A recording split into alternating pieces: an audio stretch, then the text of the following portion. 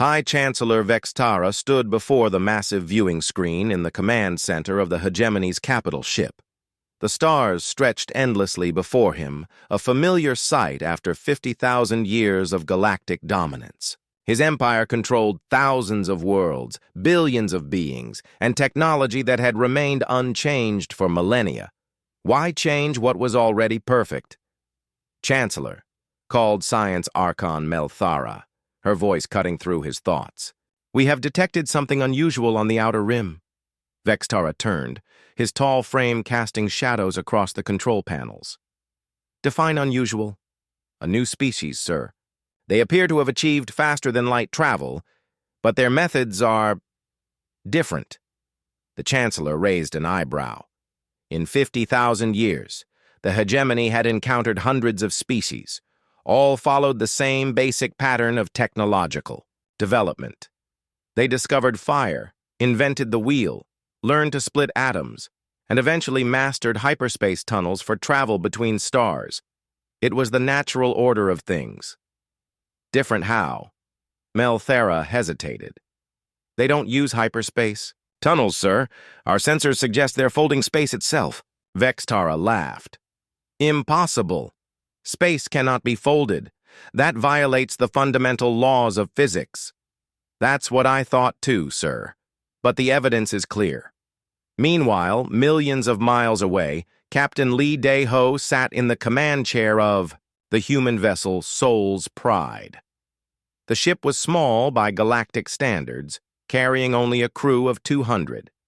But it represented humanity's first serious attempt at deep space exploration. Captain, said Communications Officer Yoon Ji-hai, we're picking up multiple ships approaching our position. How many? 17, sir. They're massive. Each one is at least 10 times our size. Lee Dae-ho nodded calmly. Earth Command had prepared them for this possibility. First contact with alien civilizations was always delicate. Any signs of hostility? No. Weapons locks detected. They seem to be maintaining a defensive formation, but they're not targeting us. Dr. Park So-young looked up from her science station. Captain, I'm getting some interesting readings from their ships. Their technology appears to be very uniform. Uniform how? All their ships use the same basic principles. Plasma energy, artificial gravity, hyperspace drives. It's like they stopped advancing at some point and just kept building the same things over and over.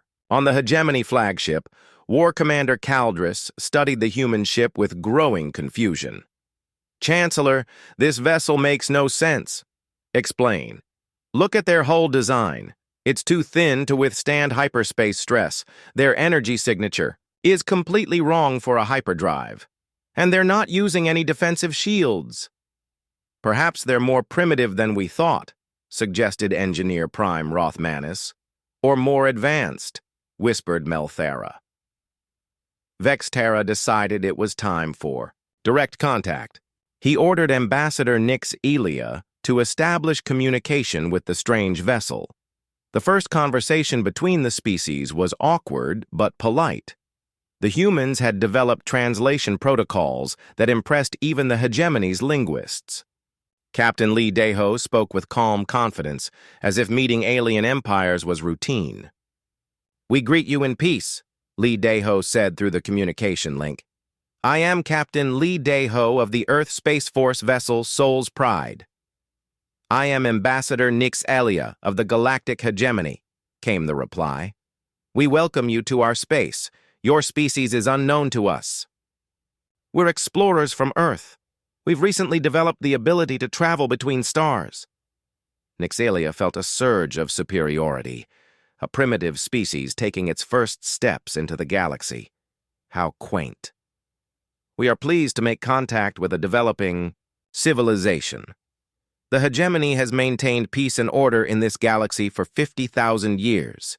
There was a pause before Lee Dae-ho responded. 50,000 years? That's quite impressive.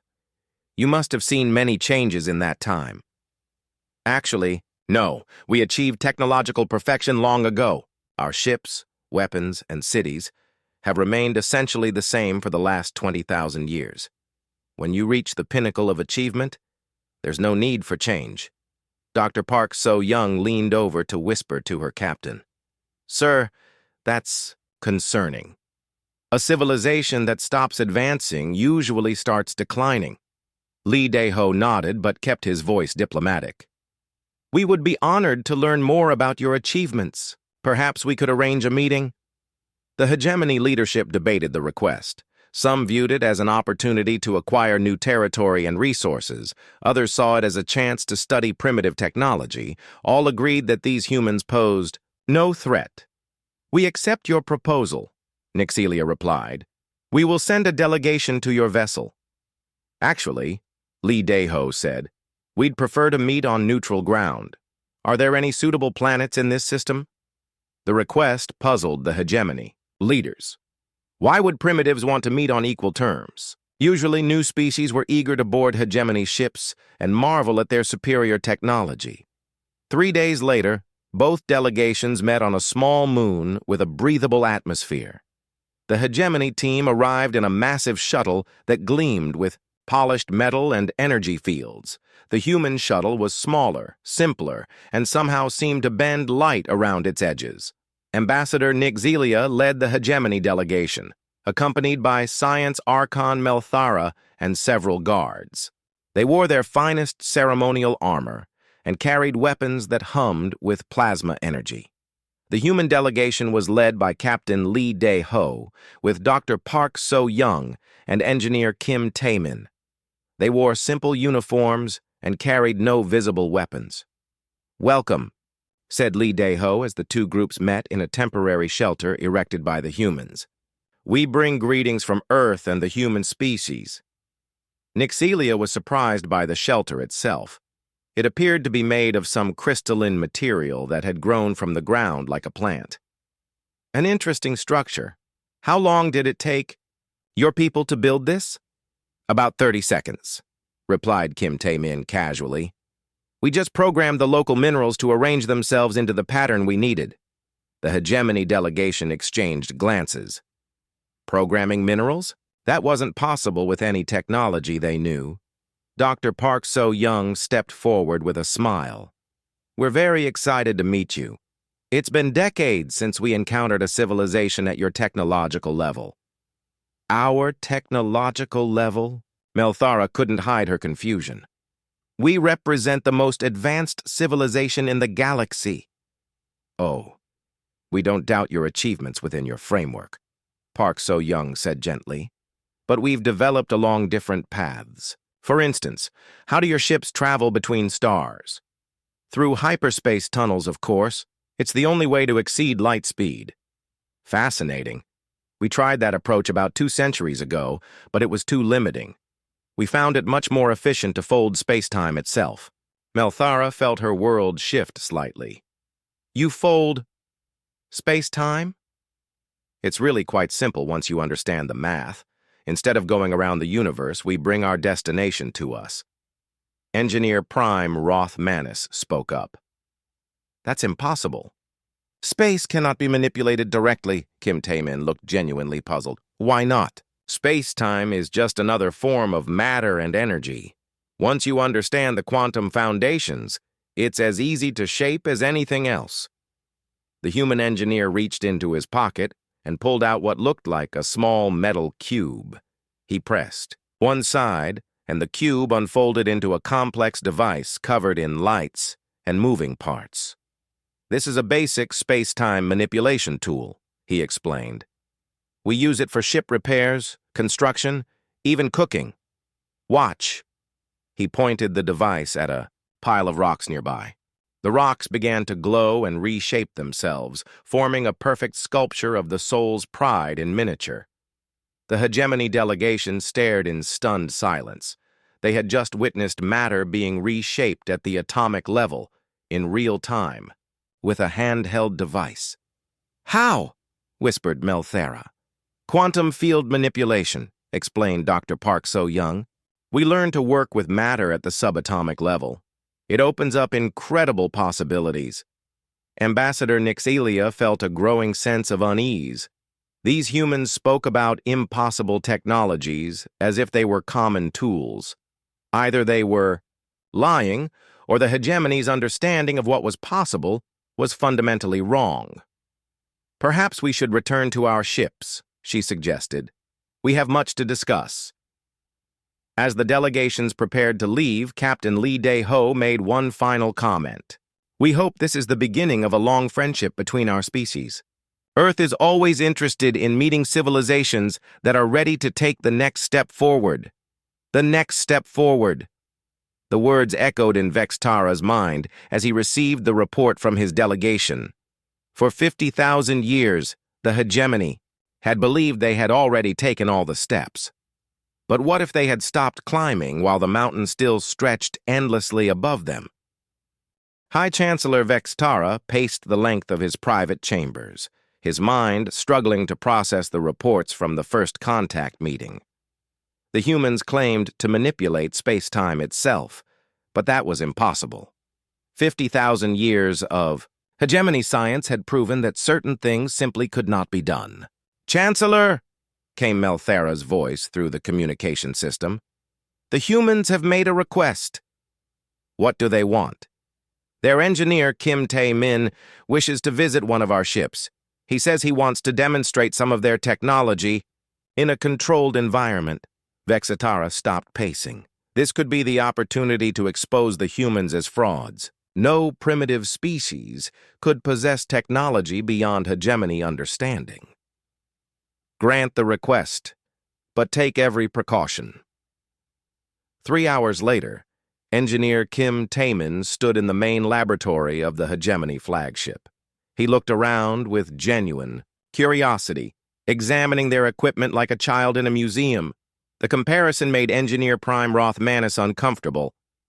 "Your plasma containment systems are very stable," Kim commented, running his hand near an energy field generator. "We used similar designs about 300 years ago," Rothmanis bristled. "This is the most advanced plasma technology in the galaxy." "Oh, I'm not criticizing," Kim said quickly.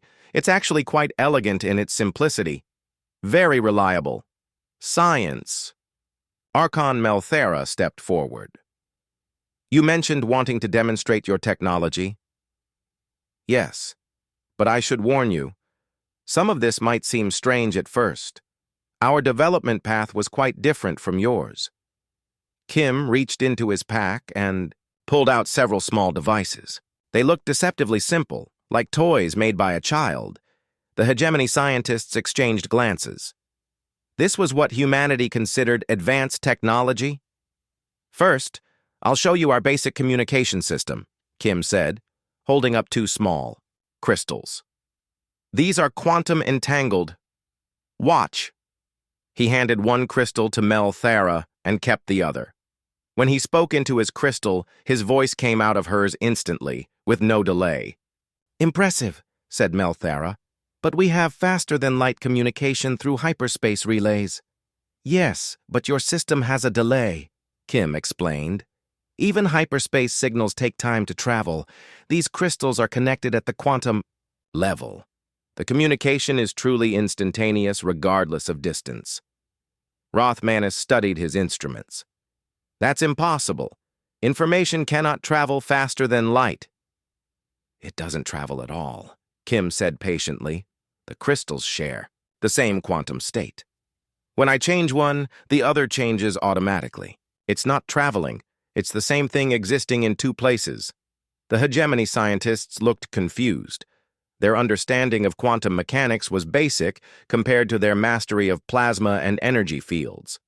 They had long ago decided that quantum effects were too small and unpredictable to be useful. "Let me show you something more practical," Kim continued. He pulled out another device, this one slightly larger and covered in what looked like tiny jewels. "This is a matter compiler." "A what?" asked Melthara.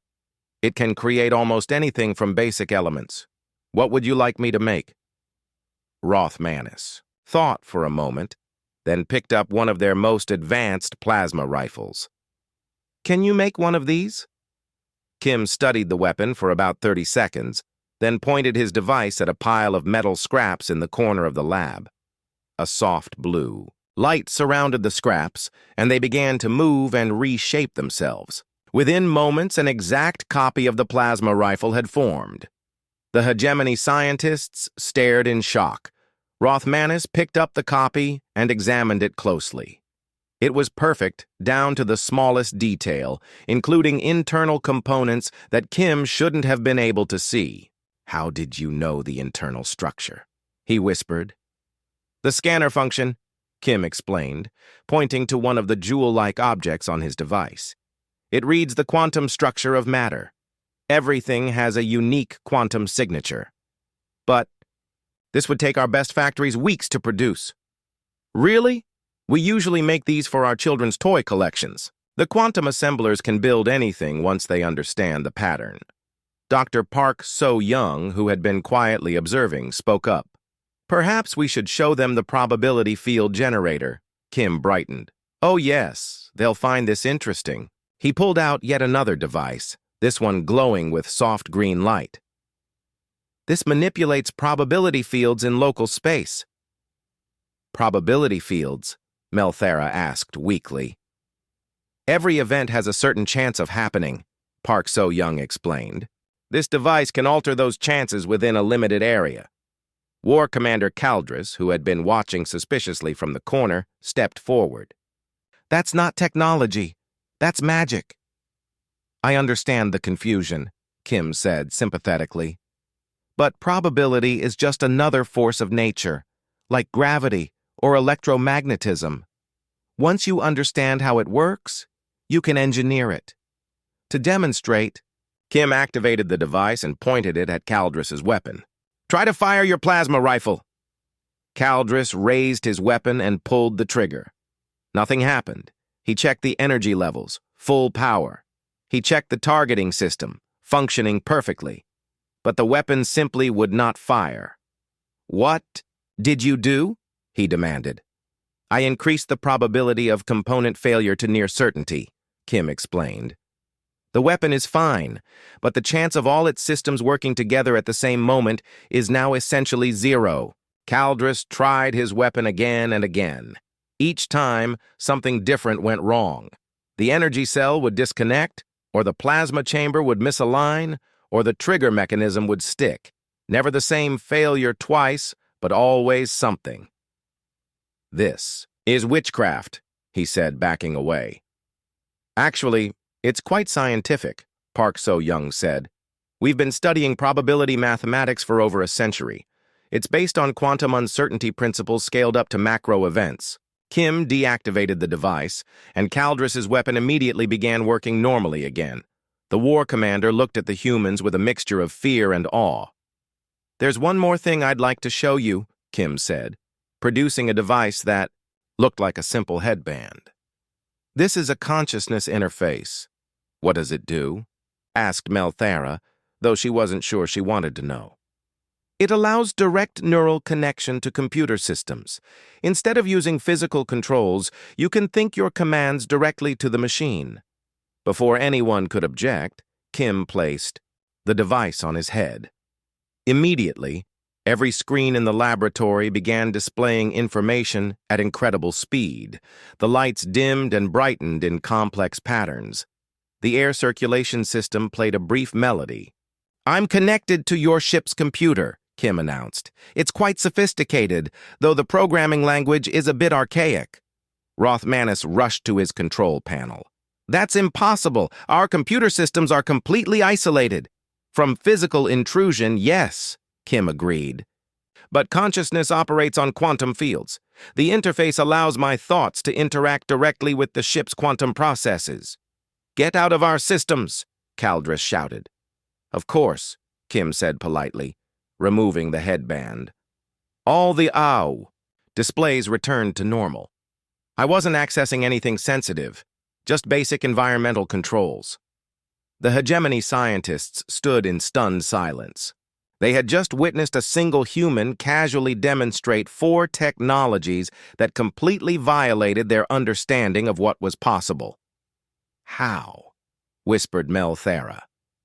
"How do you do these things?" Park So-young smiled gently. We ask different questions than you do. Instead of asking, how can we make better plasma weapons, we ask, what is the fundamental nature of matter and energy?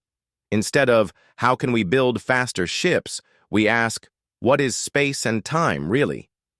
But these technologies, Rothmanis stammered, they're impossible. Impossible is just another word for not yet understood, Kim said.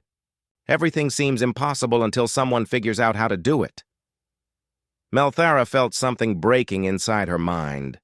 Her entire worldview had been built on the assumption that the hegemony represented the pinnacle of achievement. But these humans treated the impossible as routine. What you've shown us, she said slowly, this represents thousands of years of research advancement. Actually, Park So-young said apologetically, these are all fairly basic technologies.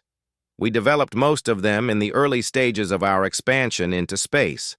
Our current research focuses on much more complex problems, such as time manipulation, dimensional engineering, consciousness transfer, matter-to-energy conversion, artificial gravity control, the usual challenges. The words hit the hegemony scientists like physical blows. What they considered impossible, humans treated as routine engineering problems. As Kim packed up his devices, he made a casual comment that would haunt Melthara's dreams. You know, your species has a lot of potential. With proper guidance, you could probably master quantum manipulation within a few centuries. A few centuries. To develop technology that the humans had created as an afterthought.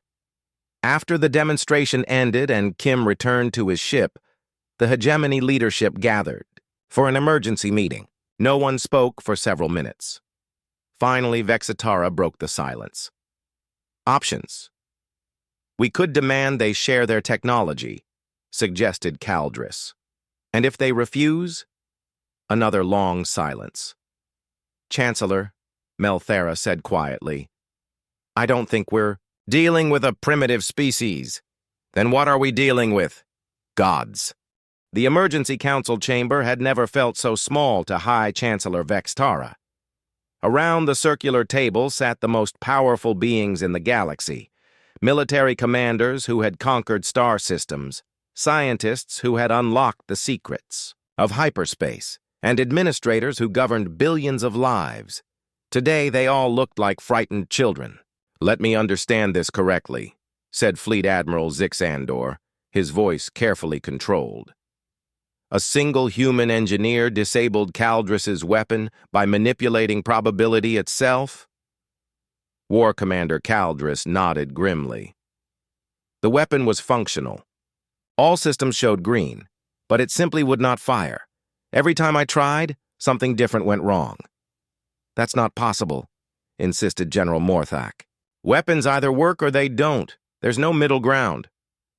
Tell that to the humans, Caldris replied. They seem to have rewritten the rules of what's possible.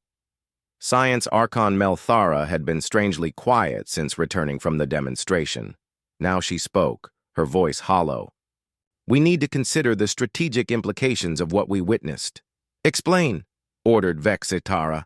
If humans can manipulate probability fields, conventional warfare becomes meaningless. Imagine a battle where our weapons have a 90% chance of malfunctioning, while theirs work perfectly. It wouldn't matter how many ships we have. Engineer Prime Rothmanis leaned forward. But surely they can't maintain those fields over large areas, the power requirements alone. They created a complex device from scrap metal in seconds, Melthara interrupted. Power requirements clearly aren't a limitation for them. Admiral Zixandor studied the tactical displays showing the human ships. 17 vessels, each smaller than our escorts. If we moved against them now... With what? Caldris asked bitterly. They demonstrated 4 impossible technologies in one afternoon. What other surprises are they hiding? Ambassador Nick Celia, who had remained silent until now, finally spoke. There's something else we need to consider. Their attitude. What do you mean? They're not impressed by us. Not at all. When I mentioned our 50,000 years of galactic dominance, the human captain seemed polite but uninterested, like someone being told about an antique. The words stung because they rang true. During first contact, most species were awed by hegemony technology and history. The humans had treated them like equals at best, and that was clearly charity. "There's 17 ships facing our entire fleet," protested General Morthak. "How can they not be concerned?" "Because they don't see us as a threat," Nixelia said quietly. "Think about it.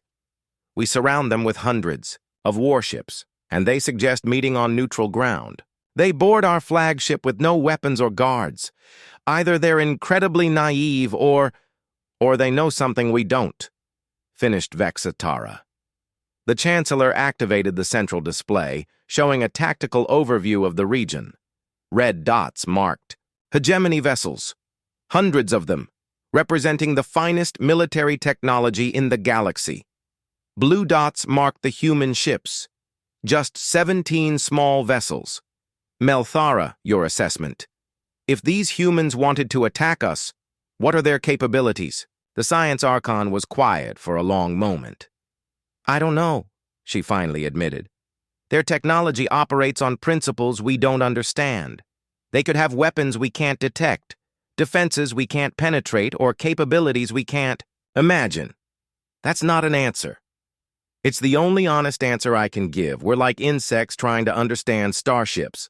The comparison sent a chill through the chamber. Insects. That's how advanced beings saw primitive life forms. War Commander Caldris stood abruptly. "I recommend immediate action. Full fleet engagement before they can summon reinforcements." "Sit down," Vexatara commanded. "If you're wrong, you'll have started a war with beings who can manipulate the fundamental forces of reality. And if we wait, we might lose any chance we have." "We never had a chance," said a new voice. Everyone turned as intelligence director. Veltharion entered the chamber. "I apologize for the interruption, but my department has completed its analysis." "Report," ordered the Chancellor. Veltharion activated his personal display, showing data streams and sensor readings. "We've been monitoring the human vessels since first contact. Their energy signatures are completely unlike anything in our databases." "Meaning?" "Meaning we can't identify their power source, weapon systems, or propulsion method. Our sensors can detect the ships themselves, but we can't analyze how they work." Admiral Zixandor frowned. "Sensor malfunction?" "No, sir.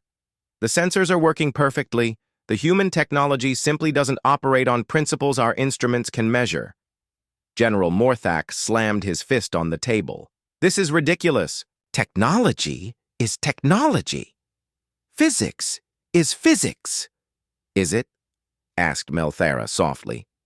"They showed us matter compilation, quantum communication, probability manipulation, and consciousness interfacing. Each one violates what we thought were fundamental laws. Then they're lying. It's all tricks and illusions." Rothmanus shook his head. "I tested the compiled plasma rifle. It was perfect. More than perfect. It was actually slightly better than our original design." Veltharion continued his report. "We've also intercepted some of their communications. The translation algorithms are still working on the technical discussions, but we've learned some disturbing facts, such as they refer to our technology level as Type 1.5 on their development scale. They consider themselves early Type 3.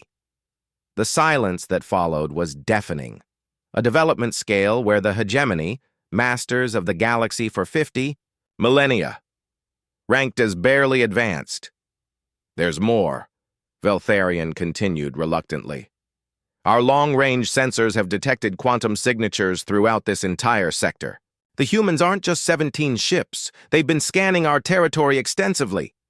"How extensively?" "Every world, every outpost, every ship.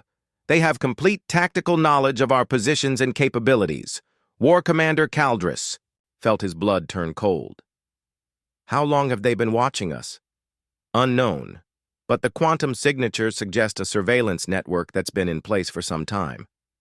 Ambassador Nixelia leaned back in her chair. They knew about us before we knew about them. The implications were staggering. The humans hadn't stumbled into hegemony space by accident. They had been observing, analyzing, and planning. Chancellor, said Admiral Zixendor carefully, if they have complete intelligence on our forces and we know nothing about theirs, then any military action would be suicide, Vextara finished. Not suicide, corrected Melthera. Suicide implies a chance of taking your enemy with you. This would be more like insects attacking a starship. The meeting was interrupted by an urgent communication from the bridge. Chancellor, the human captain is requesting another meeting. When? Now, sir. He says it's important. Vextara felt a chill. The timing was too convenient. Had the humans been monitoring their private council meeting? 20 minutes later, Captain Lee Dae-ho appeared on the main screen, his expression serious but not hostile. Chancellor Vextara, thank you for accepting my call. What do you want, human? I wanted to discuss the next steps in our relationship. My government has been monitoring the situation, and we feel it's time to be more direct. Monitoring the situation. The words confirmed Vexitara's worst fears. We appreciate your technological demonstrations, the Chancellor said carefully. But the hegemony is not easily impressed. Lee Dae-ho smiled, but it didn't reach his eyes. Chancellor, I'm going to be blunt. We know about your emergency council meeting. We know you're debating whether to attack us. And we know you're beginning to understand that such an attack would be unwise. The hegemony leaders exchanged glances. Their most secure meeting chamber had been compromised. How? Whispered Caldris. Quantum consciousness monitoring, Lee Dae-ho replied casually. When large groups of sentient beings gather and focus on the same thoughts, they create detectable quantum patterns. It's basic technology. Basic technology. There was that phrase again. What do you want from us? Vexitara asked, abandoning all pretense. Nothing you're not willing to give, Lee Dae-ho replied. But we do need to establish some ground rules for our coexistence. Such as, first, no military action against human vessels or personnel. Second, no attempts to reverse engineer our technology. Third, open communication channels between our governments. And in return, we continue being peaceful neighbors. We might even share some basic technologies once your species is ready for them. The offer hung in the air like a sword. Protection in exchange for submission. How do we know you won't attack? Us? Asked Caldris. Lee Dae-ho looked genuinely puzzled. Why would we attack you? You pose no threat to us. The casual dismissal was more devastating than any threat could have been. We need time to consider your proposal, Vextara said. Of course. But Chancellor, don't take too long. Other human fleets are approaching this sector. They're less patient than we are. The communication ended, leaving the hegemony leadership in stunned silence. Other fleets, whispered Admiral Zixendor. Approaching this sector, added Caldris. And we're less patient than we are, finished Melthara. High Chancellor Vexitara looked around the table at the most powerful beings in his empire. They had ruled the galaxy for 50,000 years, conquered countless worlds, and believed themselves the pinnacle of evolution. Now they sat like children. Dr. Park So-young sat in her laboratory aboard the Soul's Pride, studying the data collected from their interactions with the hegemony. The alien technology was fascinating in its limitations, like examining a perfectly preserved ancient machine that had never evolved beyond its original design. Interesting species, she murmured to herself, making notes on her quantum tablet. They achieved faster-than-light travel, and then stopped. Engineer Kim Tae-min entered the lab, looking puzzled. So-young, I need your opinion on something. The aliens seemed genuinely shocked by our basic technologies. How is that possible for a spacefaring civilization? They specialized, Park replied, not looking up from her data. Look at their development pattern. They mastered plasma energy and hyperspace travel, then spent 50,000 years perfecting those same technologies instead of exploring new possibilities. But that's like, Kim struggled for an analogy, like building the perfect stone axe and never discovering metal. Exactly. They reached a local maximum and mistook it for the absolute peak. In his command quarters, Captain Lee Dae-ho was having a different conversation with Earth Command. Admiral Choi Yoon-ji's face filled the quantum communication screen, her expression serious. Captain, what's your assessment of this galactic hegemony? Technologically stagnant but not hostile, Lee replied. They're operating at roughly early Type 2 development level, impressive by primitive standards, but they haven't discovered quantum manipulation or consciousness interfacing. Population? Approximately 400 billion sentient beings across their empire. Mixed species, but all following similar technological development paths. Admiral Choi nodded. Standard scenario 7, then. A large but primitive empire encountering their first Type 3 civilization. That's my assessment. They're currently in the denial phase, but I expect acceptance within a few days. Their leadership isn't stupid, just limited in perspective. Any signs of aggressive intent? Lee laughed. They surrounded us with their entire local fleet, 17 ships against several hundred. I think they genuinely believed they were in a position of strength. Poor things, Admiral Choi said with genuine sympathy. It must be devastating to discover your entire worldview is wrong. Proceed with Protocol 12, gradual integration with cultural preservation. Understood, sir. Back in the laboratory, Kim was examining captured images of hegemony technology. So Young, look at this plasma containment field generator. It's actually quite elegant, but they're using brute force, where a simple quantum field would be 10 times more efficient. That's what happens when you only understand half the universe, Park replied. They learn to manipulate electromagnetic forces, but never progress to quantum mechanics. It's like trying to build a house using only hammers. Communications officer Yoon Ji-ha joined them, carrying a translation pad. I've been analyzing their language patterns. It's fascinating. They have no words for concepts like probability manipulation or consciousness transfer. How do they discuss theoretical physics? Asked Kim. They don't. Their scientific vocabulary is entirely focused on observable phenomena. They literally cannot conceive of unobservable forces. Park looked up from her work. That explains their shock at our demonstrations. To them, we're violating the laws of physics. To us, we're just using laws they haven't discovered yet. Meanwhile, in the Seoul's Pride's Strategic Planning Center, Captain Lee was reviewing intelligence reports with his senior staff. The quantum scanning network had provided complete information about hegemony capabilities. Assessment summary, he announced to the assembled officers. The galactic hegemony controls 3,247 star systems, operates 42,000 military vessels, and maintains a standing army of approximately 60 billion soldiers. Threat level? Asked Tactical Officer An Seong-min. Negligible. Their weapons cannot penetrate basic quantum shields, their sensors cannot detect our ships when cloaked, and their communication systems are vulnerable to quantum interference. What about their numbers advantage? Lee smiled. Seong-min, how many Stone Age warriors would it take to defeat a modern army? I see your point, sir. Numbers don't matter if there's too large a technology gap. Science Officer Park entered the briefing room with her latest analysis.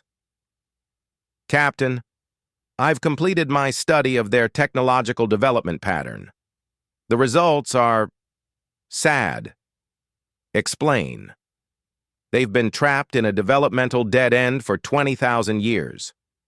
Their scientists keep making the same fundamental assumptions, so they can never break through to true quantum physics. Can they be taught? Eventually. But it would require completely rebuilding their understanding of reality. Imagine trying to teach calculus to someone who thinks mathematics stops at simple arithmetic. Engineer Kim raised his hand. Speaking of teaching, their engineer, Roth Manus, seemed genuinely curious about our technology. He might be educable. Note, that for future reference, Lee decided. Any individual who shows intellectual flexibility could be valuable in the integration process. The meeting was interrupted by an urgent message from the Hegemony flagship. Captain Lee accepted the communication, and War Commander Caldris appeared on screen, looking agitated. "Human Captain, I demand to know how you penetrated our security." Lee looked confused. "I'm sorry. What security? Our council meeting was private. How did you monitor our discussions?" "Oh, that." Lee waved dismissively. "Quantum consciousness monitoring. When large groups focus on the same thoughts, they create detectable patterns in local space-time. It's basic surveillance technology." Caldris's expression shifted from anger to despair.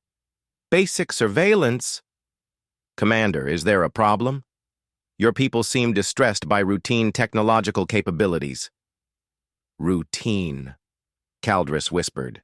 Then, louder. "These routine technologies of yours could conquer our entire empire." Lee genuinely seemed surprised. "Why would we want to conquer you? You have nothing we need." The blunt honesty was more devastating than any threat. Caldris closed the communication without another word. "Sir," asked Tactical Officer On, "was that diplomatic?" "Sometimes honesty is more effective than diplomacy," Lee replied. "They need to understand their actual position." Back in the lab, Dr. Park was conducting a theoretical exercise with her staff. "Let's imagine we wanted to disable the hegemony. Fleet, how would we do it?" "Quantum field disruption," suggested Kim immediately. "Target their plasma containment systems. All their ships would lose power simultaneously."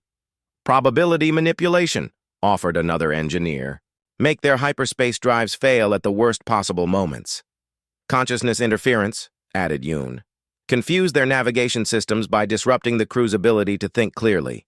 Park nodded. "All viable options. Time requirements?" "Maybe 20 minutes to set up the quantum disruptors," Kim calculated. "Less if we use the ship's main array." "The probability fields could be deployed instantly," the other engineer noted. "We already have the equipment." "And consciousness. Interference would be immediate," Yoon finished. Park made notes on her tablet. "So their entire military force could be neutralized in under half an hour, using only the equipment on this one ship." "That seems excessive," commented Kim. "It's also irrelevant," Park replied. "We're not here to conquer anyone. We're explorers and educators." Captain Lee returned to the lab as this discussion concluded. "So Young, I need your opinion on integration protocols. How long would it take to bring their civilization up to basic Type 3 standards?" Park considered the question carefully. "Assuming full cooperation and optimal learning conditions, 3 to 4 centuries for the basics, maybe a millennium to achieve true technological independence. And without our help, they've been stagnant for 20,000 years. Without external intervention, they'd probably remain at their current level indefinitely." Lee nodded. "Admiral Choi wants a full integration proposal within 48 hours. Can you prepare an educational framework?" "Already working on it. But Captain, we need to be careful about psychological trauma. Their entire self-image is built on being the most advanced civilization in the galaxy." "Recommendations?"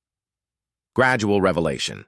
Start with concepts they can almost understand, then slowly introduce more advanced principles.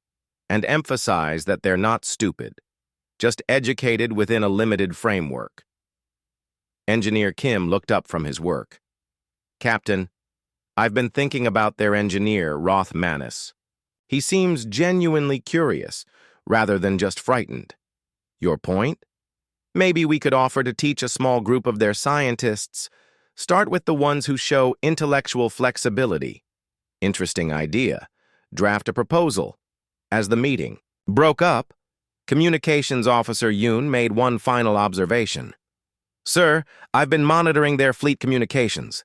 Morale is not good." Explain. They're starting to understand what they're facing. Some ships are requesting permission to withdraw. Others are asking for clarification on rules of engagement against impossible technology. Captain Lee sighed. The poor things. 50,000 years of believing they were the pinnacle of achievement. And now they discover they're barely above caveman level. Should we be more gentle in our approach? Asked Dr. Park. Kindness sometimes requires brutal honesty, Lee replied. Better they understand their situation clearly than live in dangerous delusions. In the Quantum Scanning Center, sensor specialist Lim Jun-ho was compiling the final Science. Archon Melthara stood before the viewing port in her laboratory, staring at the human ships. For 3 days, she had not slept, not eaten, and barely spoken to anyone. Her mind was breaking down everything she thought she knew about the universe. Archon, said her assistant, Dr. Kinthela, you need to rest. Rest? Melthara laughed, a sound without humor. How can I rest when everything I've devoted my life to is meaningless? She turned back to her workstation where she had been trying to understand the human technologies. The quantum communication crystals sat there, mocking her with their simplicity. According to every law of physics she knew, they couldn't work. Yet they did. Ma'am, perhaps if we approach this systematically... Systematically? Melthara's voice rose. Kinthela, they showed us matter compilation. They created a complex device from basic elements in seconds. Our best factories take weeks to produce inferior results. But surely there's an explanation. There is. We're primitives. The words hung in the air like a death sentence. Melthara had spent 400 years climbing to the top of hegemony science. She had unlocked the secrets of hyperspace, perfected plasma containment, and designed weapons that could shatter planets. She had been the most brilliant mind in the galaxy. Now she felt like a child playing with toys. Engineer Prime Rothmanis entered the laboratory looking equally devastated. His usual confidence had been replaced by hollow despair. Melthara, I need to show you something. He activated a holographic display showing the internal structure of the compiled plasma rifle. I've been analyzing the weapon the human created. The molecular structure is perfect. Perfect how? Every atom is precisely placed. There are no flaws, no stress points, no variations in density. It's like the matter was guided into position by an intelligence that understood every quantum interaction. Melthara studied the display. That's impossible. Even our most advanced manufacturing processes introduce microscopic imperfections. That's what I thought, but look at this. Rothmanis zoomed in on a section of the rifle's energy chamber. See these crystalline structures? They're arranged in a pattern I've never seen before, and when I analyze them... What? They're not just functional. They're optimized beyond anything we could design. The human matter compiler didn't just copy our weapon, it improved it. The revelation hit Melthara like a physical blow. The humans had casually created a superior version of their most advanced technology, treating it as a simple demonstration. There's more, Rothmanis continued reluctantly. I tried to reverse engineer their probability manipulation device. And it operates on mathematical principles that don't exist in our science. The equations require concepts we don't have words for. Melthara felt something breaking inside her mind. Show me. Rothmanis displayed a series of calculations, filled with symbols and operations that looked almost familiar but made no sense. This is as far as I got before my understanding failed completely. These symbols, they look like mathematical notation, but they describe relationships between concepts we can't grasp. It's like trying to understand colors when you've only ever seen in black and white. Melthara stared at the equations until her eyes watered. She was considered the greatest scientific mind in the hegemony, but these calculations might as well have been written in an alien language. How? She whispered. How did they advance so far beyond us? I don't think they did, Rothmanis said quietly. I think they started from a completely different foundation. Before Melthara could ask what he meant, her communication system activated. Dr. Park So-young's face appeared on the screen, smiling pleasantly. Science Archon Melthara, I hope I'm not disturbing you. Melthara straightened, trying to maintain some dignity. Dr. Park, what can I do for you? I've been reviewing the data from our technology demonstration, and I noticed you seemed interested. In our quantum manipulation techniques, would you like a more detailed explanation? The offer should have been exciting. Instead, Melthara felt a surge of dread. Yes, that would be educational. Wonderful. May I visit your laboratory? I find these discussions go better in person. 30 minutes later, Dr. Park So-young materialized in the Hegemony laboratory, not beamed, not transported. She simply appeared, as if she had stepped through an invisible door. Teleportation? Gasped Kinthala. Spatial folding, Park corrected gently. I brought a small section of my laboratory here and stepped across the dimensional interface. It's quite convenient for short distances. Melthara felt her world view shift again. Casual. Teleportation. Of course the humans had casual teleportation. Now then, Park continued cheerfully, what would you like to know about quantum manipulation?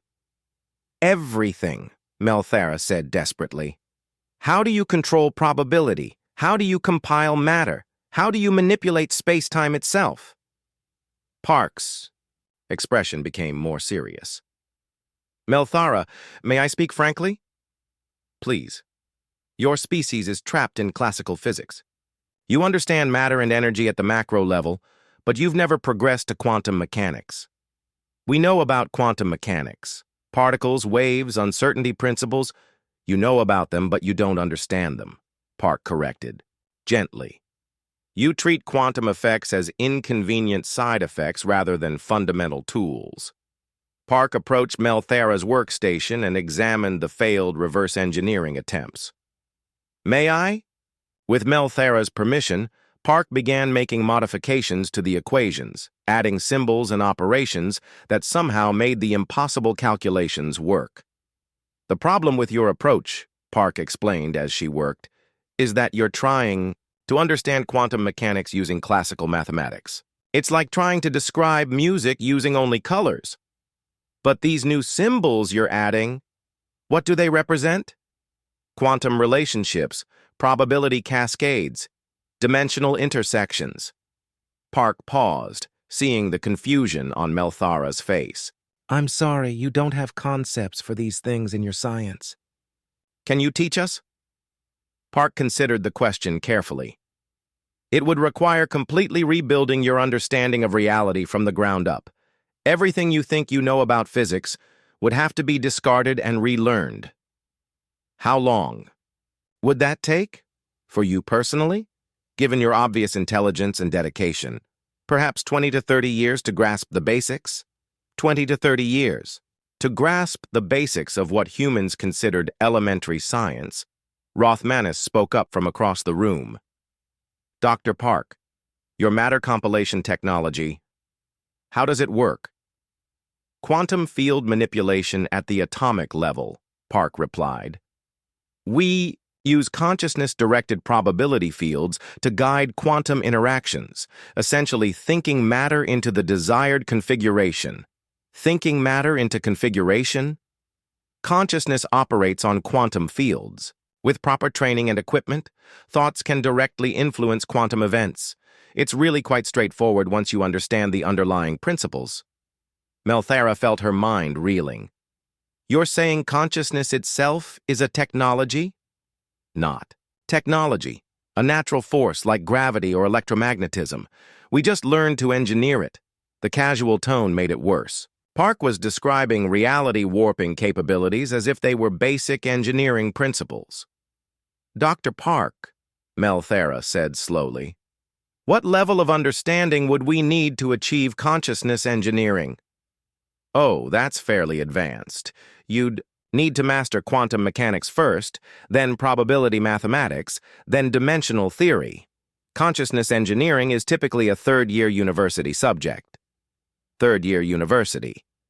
Melthara had just learned that the most impossible technology she'd ever witnessed was considered undergraduate coursework. How old are your university students when they learn this? Usually around 20 standard years, though some of the more gifted children start earlier. Children. Human children were learning to manipulate reality, while the greatest minds in the hegemony couldn't even understand the mathematics involved. Park noticed the growing despair on Melthara's face. I'm sorry. I don't mean to be discouraging. Your species shows remarkable potential. With proper guidance, you could master these concepts within a few centuries. A few centuries, Melthara repeated hollowly. For a civilization, that's quite fast. We took almost as long to develop from classical to quantum physics. How long did it take you to advance from where we are now to where you are now? Park paused to calculate. From first spaceflight to full quantum mastery? About 800 years. 800 years of advancement that the hegemony had never even approached in 50,000 years of civilization. What did we do wrong? Melthara asked, her voice breaking. Nothing wrong, Park said gently. You just chose a different path. You achieved stability and perfection within classical physics. That's admirable. But it also meant you stopped exploring. While you kept pushing forward. While we kept asking what if? And why not? Rothmanis looked up from the equations Park had modified. Dr. Park, these calculations you've shown us, they're beautiful. They describe reality in ways I never imagined. Thank you. Mathematics is the universe's language. Once you learn to speak it fluently, everything becomes possible. Melthara made a decision that would haunt her dreams for years to come. Dr. Park, would you be willing to teach us, even if it takes centuries? Of course. But I should warn you, learning, to think. The Great Council Chamber of the Hegemony had never hosted a meeting like this one. High Chancellor Vexitara sat at the head of the massive circular table, surrounded by the most powerful beings in the galaxy. But today, they were not the ones with power. Captain Lee Dae-ho stood in the center of the chamber, calm and confident. Beside him, Dr. Park So-young held a small device that projected holographic displays into the air. Engineer Kim Tae-min carried what appeared to be a simple briefcase, but was actually a portable matter compiler. Honored members of the hegemony. Leadership, Lee began, his voice carrying easily through the vast space. We come before you today with a formal proposal. Speak, said Vexitara, trying to maintain dignity, despite knowing how powerless his position truly was.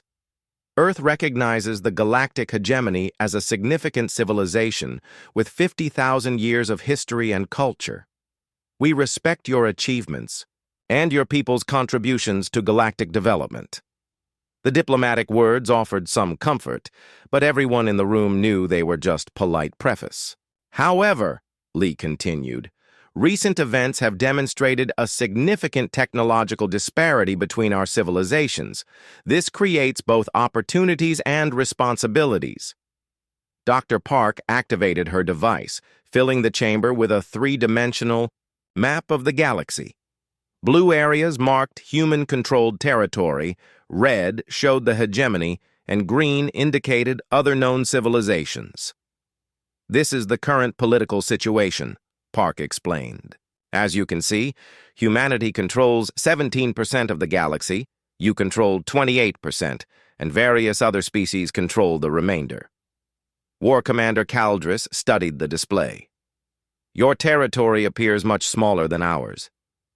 Territory isn't measured only in physical space, Kim interjected. We control space lanes, dimensional nodes, and quantum networks that span the galaxy. Our actual sphere of influence is considerably larger than it appears. Lee stepped forward. The point is, we're all sharing the same galaxy. Conflict between Advanced civilizations is wasteful and destructive. Cooperation benefits everyone. What kind of cooperation? Asked Ambassador Nixalia. Full integration, Lee replied simply. We propose bringing the hegemony into humanity's galactic alliance. As a member civilization, the word sent a shock through the chamber. Integration, not conquest, not subjugation, but absorption into a larger structure where they would be junior partners. What would this integration involve? Vextara asked carefully. Dr. Park began, displaying detailed charts and timelines. Phase 1 would be immediate technological uplift for critical systems. We would upgrade your communication networks, transportation systems, and basic infrastructure. How long would this take? For basic improvements, 6 months. We could have your entire civilization running on quantum-based systems within a year. Engineer Prime Rothmanis leaned forward. You're talking about rebuilding our entire technological base. Yes, Kim confirmed. Your current systems, while impressive for their development level, are incompatible with galactic standard technology. Integration requires upgrading everything. Science. Archon Melthera, who had been silent until now, spoke up. What about our people? Our scientists, engineers, researchers? Phase 2 addresses education and training, Park replied, activating new displays. We would establish learning centers throughout your territory, staffed with human instructors and AI tutors. How long would it take to train our people? For basic competency in quantum technologies, most individuals could achieve functional understanding within 2 to 3 years. Advanced specialization would take longer. And full mastery? Melthara pressed. Park hesitated. Full mastery of our current technological level would require several decades of intensive study. And of course, we continue advancing, so the target keeps moving. The admission hit the hegemony leaders hard. Even with direct instruction, they would never catch up to human capability. What about governance? Asked Vextara. Would we maintain political autonomy? Within limits, Lee acknowledged. Local governance would remain in your hands, but certain policies would need to align with alliance standards, such as no military actions against alliance members, no development of technologies that could threaten galactic stability, open borders for trade and cultural exchange. War Commander Caldris bristled. You're describing vassal status, not membership. We're describing reality, Lee replied bluntly. Commander, your entire military force could not challenge a single human cruiser. Pretending otherwise serves no one. The brutal honesty silenced the chamber. Everyone knew it was true, but hearing it stated so directly was devastating. Ambassador Nixalia tried a different approach. What benefits would we receive from this alliance? Kim stepped forward with his briefcase. May I demonstrate? With Vextara's permission, Kim opened the device and pointed it at a section of the chamber's wall. The metal began to flow and reshape itself, forming an intricate sculpture that gleamed with inner light. Art? Asked Nixalia, confused. Functional art, Kim corrected. That sculpture is now a fully operational matter compiler, capable of producing anything you need from basic elements. Food, tools, even complex electronics. The implications were staggering. One small demonstration had just eliminated scarcity from their civilization. This is what Alliance membership offers, Park explained. Post-scarcity economics, unlimited energy, instantaneous communication, efficient transportation, and access to technologies that solve problems you don't even know you have. At what cost? Pressed Caldris. Your independence, Lee said simply. Not your dignity, not your culture, not your people's welfare, but your independence as a major galactic power. The chamber fell silent as the leaders contemplated the offer. Everything they had built over 50 millennia would be dissolved into a larger structure where they were students rather than masters. What happens if we refuse? Vextara asked. Lee's expression became more serious. Chancellor, I want to be very clear about this. Refusal is not actually an option. Explain. Humanity cannot allow primitive military forces to operate independently in our sphere of influence. The risk to galactic stability is too great. Are you threatening us? I'm stating facts. If you refuse integration, we will implement it anyway. The only question is whether you participate willingly or have the process imposed upon you. The threat hung in the air like a sword. Cooperation or conquest, with no third option. Dr. Park softened the blow slightly. Chancellor, please understand, this isn't malicious. We've encountered 17 other spacefaring civilizations, and all have benefited enormously from integration. All 17 agreed. 14 agreed immediately. 2 required persuasion. 1 insisted on military resistance. What happened to the one that resisted?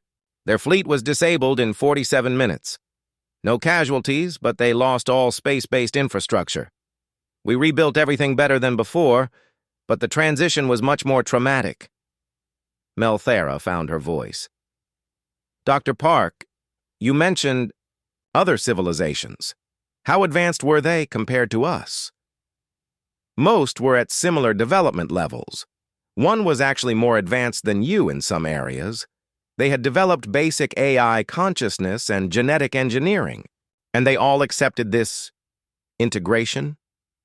Once they understood the alternatives, yes, the benefits are simply too great to refuse rationally. Engineer Kim began packing up his equipment. I should mention, we're not asking for an immediate decision. You have 72 hours to consider our proposal. And then integration begins, with or without your cooperation. Captain Lee prepared to leave, but turned back for one final comment. Chancellor, I know this is difficult. You've ruled the galaxy for 50,000 years, but ruling and leading are different things. We're offering you the chance to lead your people into a better future.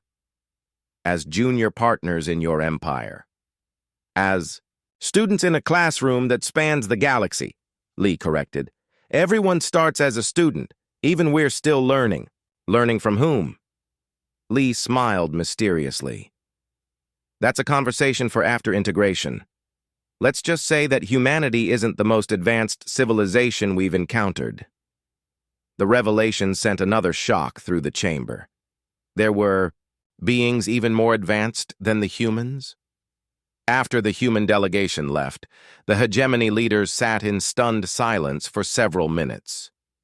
Well, Vexitara finally asked. We don't really have a choice, admitted Caldris bitterly. Accept integration or have it forced upon us. The benefits they described, said Nixelia hesitantly. They would solve most of our civilization's problems.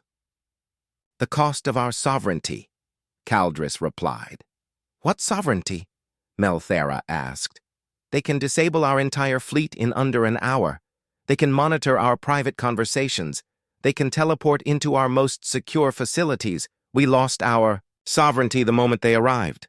So we surrender? We adapt, Vexitara said quietly. We've survived for 50,000 years by being pragmatic. This is just another adaptation. Some adaptation, muttered Caldris.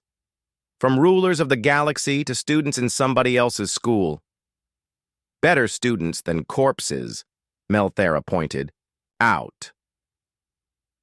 As the council debated, none of them noticed the small quantum monitoring device that Kim had casually left behind, disguised as a decorative element on the sculpture he had created. The humans were already listening to their deliberations, ready to adjust their... The hegemony leadership had been debating for 18 hours straight. The great council chamber echoed with raised voices, accusations, and the sound of 50,000 years of pride cracking under pressure. This is surrender. War Commander. Caldris slammed his fist on the table, his face flushed with anger. We are the masters of this galaxy. We do not bow to primitives who got lucky with a few tricks. Science Archon Melthara looked up from her data tablets, exhaustion clear in her voice. Caldris, they're not primitives. And these aren't tricks. What they showed us breaks every law of physics we know. Then our physics is wrong. Yes, Melthara said quietly. Our physics is wrong. That's exactly the problem. Ambassador Nixalia tried to maintain diplomatic calm. Perhaps we're approaching this incorrectly. What if we negotiate partial integration? Maintain some independence while accepting technological assistance? High Chancellor Vextara shook his head. They were very clear. Full integration or forced integration. There is no middle ground. Because they're afraid of us, Caldris insisted. Why else would they demand our complete submission? Engineer Prime Rothmanis, who had been silent for hours, finally spoke. They're not afraid of us, Caldris. They pity us. Explain. I've been studying their technology since the demonstration. Do you know what I found? Rothmanis activated a holographic display showing weapon schematics. These are our most advanced plasma cannons. Now look at this. The display shifted to show the weapon Kim had compiled from scrap metal. This is what their engineer created in 30 seconds. It's not just equal to our weapons, it's superior in every measurable way. So they have better weapons. We have more ships. Caldris, listen to me. Their handheld matter compiler is more advanced than our greatest factories. Their basic communication devices surpass our most sophisticated networks. Their routine surveillance, technology can monitor our private thoughts. Rothmanis stood, his voice growing stronger. We're not facing a superior military force. We're facing a superior species. The gap between us and them is larger than the gap between us and primitive Stone Age cultures. The comparison hit the Council like a physical blow. Stone Age cultures. That's how advanced beings saw them. Science Archon Melthara pulled up her own research. It's worse than that. I've been trying to understand their quantum manipulation mathematics. The concepts they use casually would take our greatest minds centuries to even comprehend. So we learn, Caldris protested. Do we? Melthara's voice broke slightly. Caldris, their children learn reality manipulation as a school subject. Their university students master technologies we can't even imagine. What does that make us? Fleet Admiral Zix Andor, who had been reviewing tactical reports, finally joined the conversation. It makes us extinct if we resist. Explain. I've run every simulation I can think of. Best case scenario, if we could somehow unite every species in the galaxy against them, we might delay our defeat by a few months. You're all cowards. Caldris stood abruptly. 50,000 years of galactic dominance and you want to surrender to 17 ships. 17 ships that could destroy our entire civilization in an afternoon, Zix Andor shot back. Caldris, they can manipulate probability itself. How do you fight an enemy that can make your weapons malfunction by thinking about it? Then we die fighting. At least we die with honor. And what about our people? Nixalia asked softly. What about the 400 billion citizens of the hegemony? Do they die for your honor too? The question silenced Caldris momentarily, but his anger quickly returned. Better dead than slaves. They're not offering slavery, Melthara pointed out. They're offering education, advancement, a chance to become something greater than we are. As their students, their junior partners, their pets. Yes, Melthara said simply. And is that worse than being their enemies? The debate was interrupted by an urgent communication from the fleet. Admiral Zix Andor accepted the call, and the image of Fleet Captain Mordani appeared on screen. Admiral, we have a situation. 300 ships from the Outer Rim have arrived and are requesting immediate audience with the Council. What ships?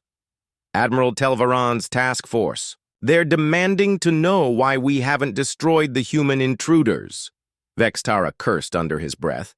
Telvaran was the most aggressive military commander in the hegemony, a veteran of dozens of conquest campaigns who had never lost a battle. Put him through, the Chancellor ordered. Admiral Telvaran's scarred face filled the communication screen, his expression furious. "Chancellor, what is the meaning of this? Why are alien ships operating freely in our territory?" "The situation is complicated, Telvaran. It seems simple to me.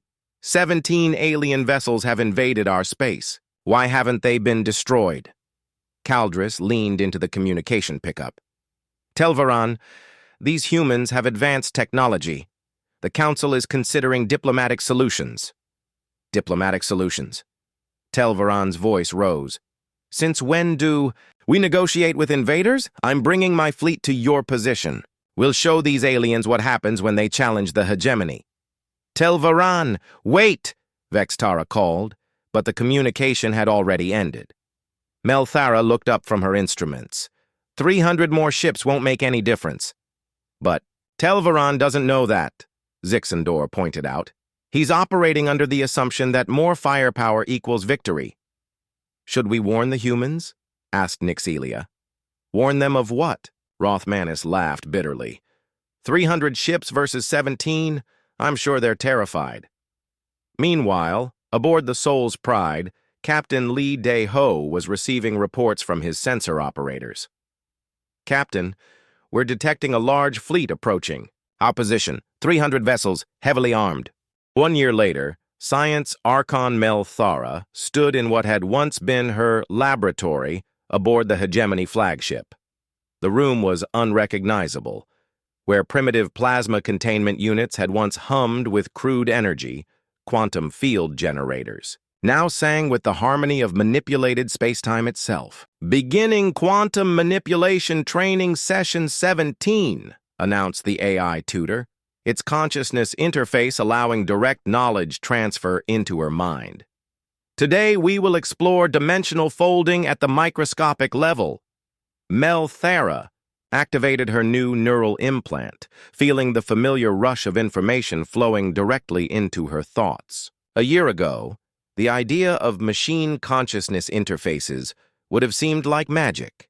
Now it was as routine as breathing.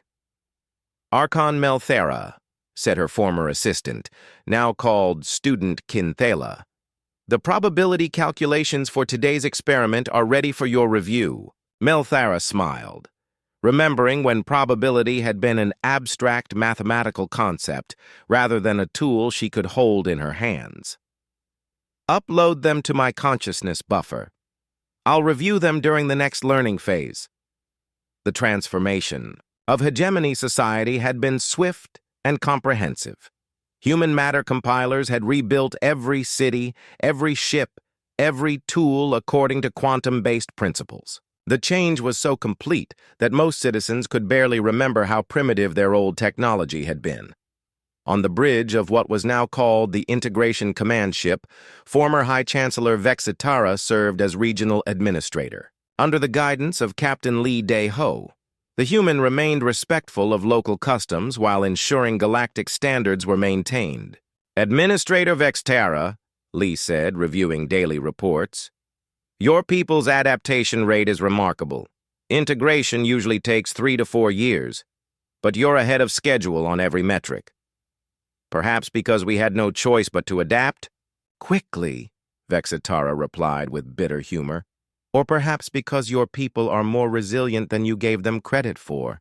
The former chancellor studied the displays showing integration progress across thousands of worlds, cities rebuilt, transportation networks upgraded, communication systems enhanced.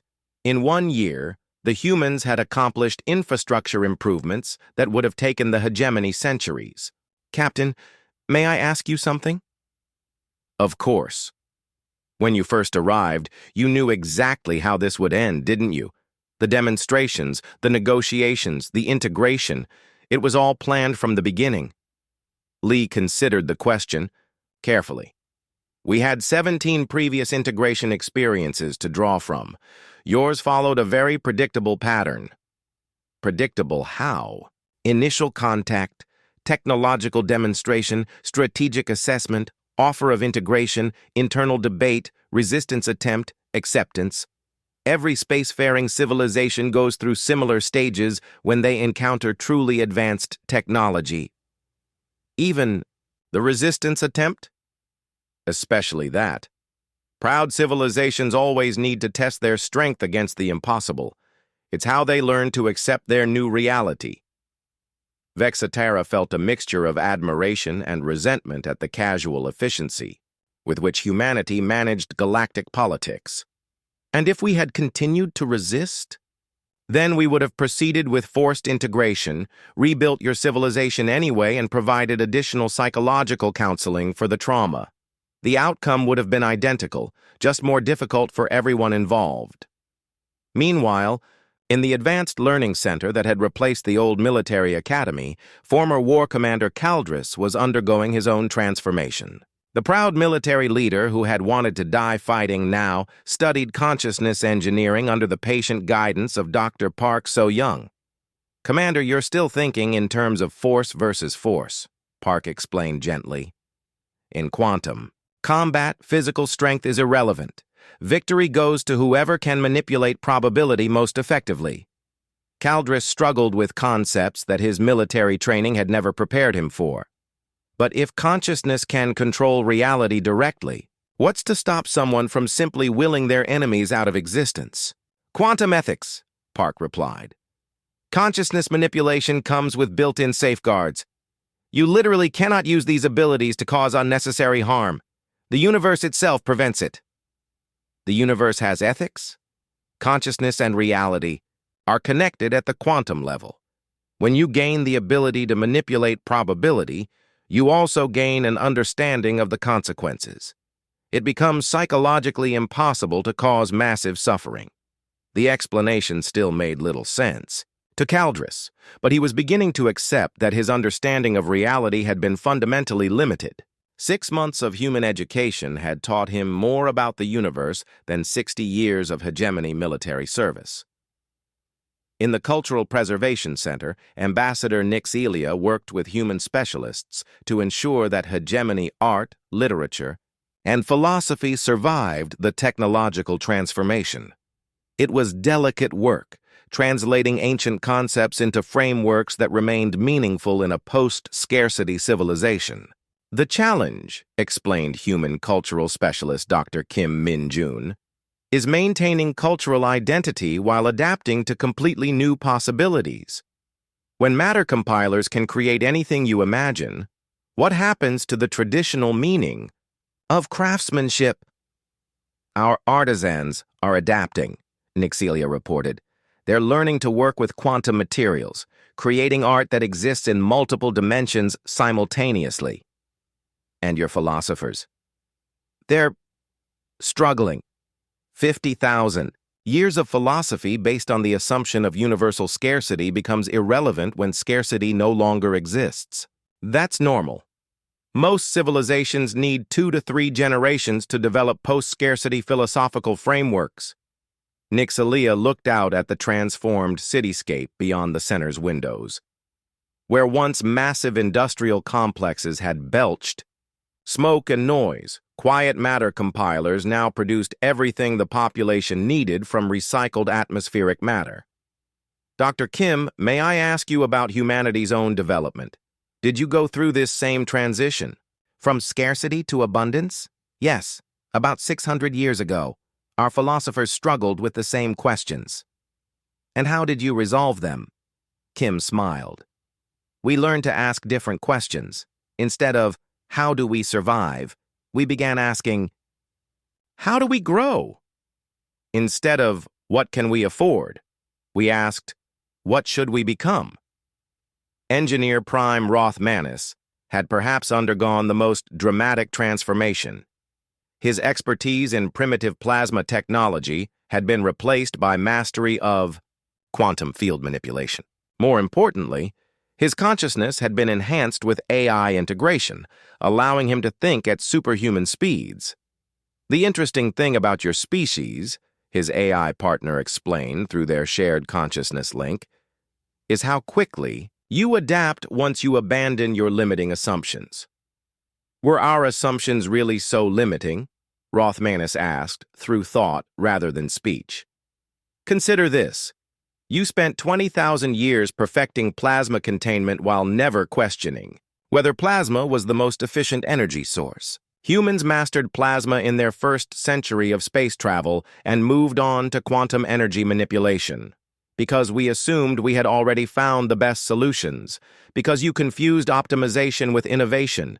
You became experts at perfecting inadequate technologies instead of discovering superior ones. Rothmanis processed this insight at accelerated speeds, his enhanced consciousness examining the implications across multiple probability threads simultaneously. It was a perspective impossible without AI integration. The transformation hadn't been without its casualties. Approximately 3% of the hegemony population had suffered psychological breaks when confronted with the collapse of everything they believed about reality. These individuals were receiving intensive consciousness therapy in specialized healing centers. The key, explained Dr. Park to a group of hegemony psychologists, is helping them rebuild their identity around growth potential rather than past achievements. But for some, the shock is simply too great, observed former Fleet Admiral Zix Sandor, who now worked as a counselor for traumatized military personnel. That's why we're developing new therapeutic techniques. Consciousness editing allows us to selectively modify traumatic memories while preserving core personality. You can edit memories? We can do anything with consciousness that we can do. With matter, memory editing, personality enhancement, intelligence augmentation, emotional regulation, they're all routine procedures. The casual mention of consciousness manipulation as routine procedure still amazed the former hegemony leaders, even after a year of exposure to impossible technologies. 6 months after integration, Captain Lee received a priority communication from Earth Command. Admiral Choi Yun-ji's image appeared on the quantum display, her expression serious. "Captain, how is Integration Project 18 proceeding?" "Ahead of schedule, Admiral. The hegemony species shows exceptional adaptability. They should achieve basic quantum competency within another 6 months." "Excellent. We have new developments you should be aware of." "Ma'am?" "Long-range quantum sensors have detected approaching vessels. The builders are coming." Lee felt a familiar chill. The builders, the ancient civilization that had taught humanity most of its advanced technologies. Beings so advanced that human technology seemed primitive by comparison. ETA? 18 months. This integration needs